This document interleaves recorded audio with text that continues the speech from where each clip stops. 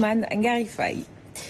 Le Dakar change sans renier son âme. Depuis 1942, le site de Médina Gounass a évolué. Modernisation des tentes, électrification, réseau téléphonique, une mutation portée par les fidèles soutenus par l'État du Sénégal. Mamadou Sakiné. Niché au cœur du département de Vélingara, dans la région de Kolda, Médina Gounass a connu une transformation architecturale au fil des années. Le site du Dakar baigne entre tradition et modernité. En répondant à l'appel du vénéré Thierno Mamadou Seydouba dans les années 1940, les disciples séjournaient sur ce site dans des conditions difficiles, avec la foi en bandoulière. Nous rallions le site du Dakar à pied. Il n'y avait ni voiture, ni vélo, ni moto. À quelques jours du démarrage, nous préparions des provisions à base de couscous et prenions la route. Il suffit de voir l'endroit pour savoir qu'il s'agissait d'une forêt. Jadis à la marge des réalités modernes, le Dakar est aujourd'hui connecté au réseau téléphonique et à l'électricité. Une mutation. Avant, il n'y avait pas ce pavage, les routes n'étaient pas bitumées, les pèlerins allaient chercher de l'eau jusqu'à Gouloumbou et les citernes assuraient le transport. Les ruelles étaient tellement poussiéreuses qu'on arrosait pour soulager les fidèles.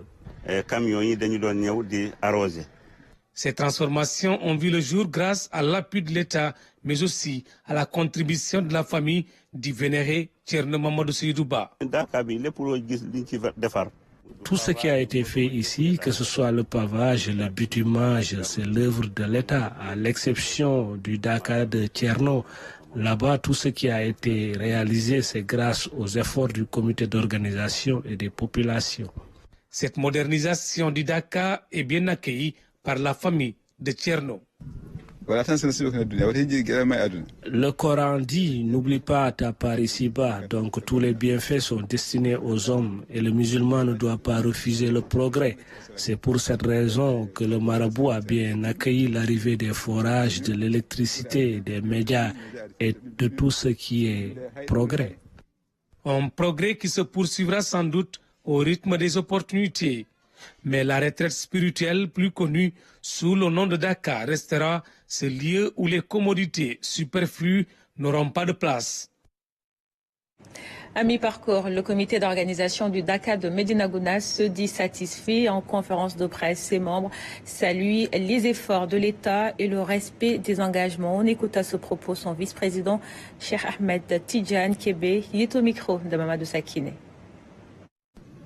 Les services de sécurité ainsi que ceux qui sont au niveau de la santé, au niveau de l'eau, la téléphonie, la couverture Internet, l'électricité, comme vous avez pu le constater, tous sont au rendez-vous et le fonctionnement est correct. Donc le comité d'organisation est satisfait pour le moment du service qu'ils sont en train d'offrir. Toutefois, il y a eu des manquements et quelques difficultés qui persistent. Et ces difficultés sont dues souvent, il y a des zones où nous avons noté qu'il y avait un manque d'eau. Ce manque d'eau est indépendant de la présence des services. Ce sont des sites isolés où certains pèlerins, en creusant leur tente, ils ont endommagé des tuyauteries et ce fait a amené que derrière, tous les Dakar qui étaient derrière étaient sans eau. Certes, des efforts sont en cours pour améliorer les dispositifs logistiques. Le comité d'organisation reste pleinement mobilisé pour garantir de bonnes conditions de séjour aux pèlerins.